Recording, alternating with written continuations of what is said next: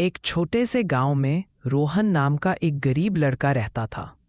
उसके घर की हालत इतनी खराब थी कि कभी-कभी उसके पास पहनने के लिए सही कपड़े भी नहीं होते थे।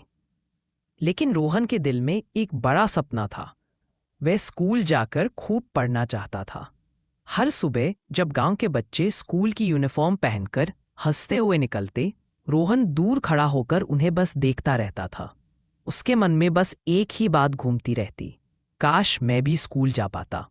रोहन के पिता खेतों में मजदूरी करते थे और घर चलाने में ही सारी कमाई खत्म हो जाती थी।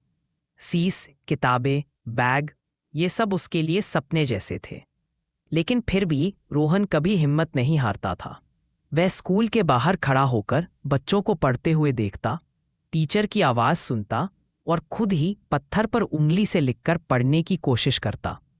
एक दिन स्कूल के मास्टर जी ने उसे बाहर खड़ा देखा। वे उसके पास आए और प्यार से बोले, बेटा, तुम रोज यहाँ खड़े होकर क्या करते हो?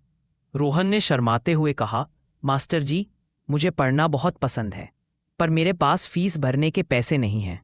मास्टर जी उसके मासूम चेहरे को देखते ही समझ गए कि यह बच्चा पढ़ने के लिए कितना उत्सुक है। उन्होंने उसके सिर पर हाथ रखते हुए कहा, पढ़ाई पैसों से नहीं, इरादों से होती है। तुम कल से स्कूल आओ, फीस की चिंता मत करना। अगले दिन रोहन उतनी ही खुशी से स्कूल पहुंचा जितनी खुशी से बच्चे मेले में जाते हैं।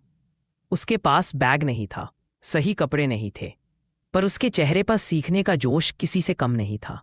क्लास में बच्चों ने उसे अपने साथ बिठाया और धीरे धीरे सब उसकी दोस्ती में घुलने लगे। समय बीतता गया। रोहन पढ़ाई में इतना तेज था कि कुछ ही महीनों में वह क्लास का सबसे होशियार छात्र बन गया। उसकी मेहनत और लगन देखकर मास्टर जी हमेशा गर्व से मुस्कुराते थे। जब गांव के लोगों ने सुना कि रोहन बिना पैसे के पढ़ रहा है लेकिन टॉप करता है, तो वे भी उसके सपने में भागीदार बनना चाहते थे।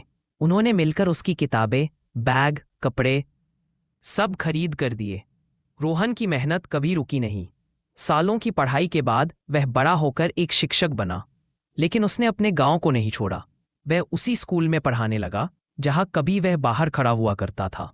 और उसने एक फैसला लिया, मेरे गांव में कोई भी बच्चा पैसों की वजह से पढ़ाई से दूर नहीं रहेगा। धीरे धीरे गांव बदलने लगा। बच्चे पढ़ने लगे, लोग शिक्षा की अहमियत समझने लगे। और एक दिन ग्रामीणों ने गर्व से कहा, रोहन ने नहीं, शिक्षा ने हमारा भविष्य बदल दिया।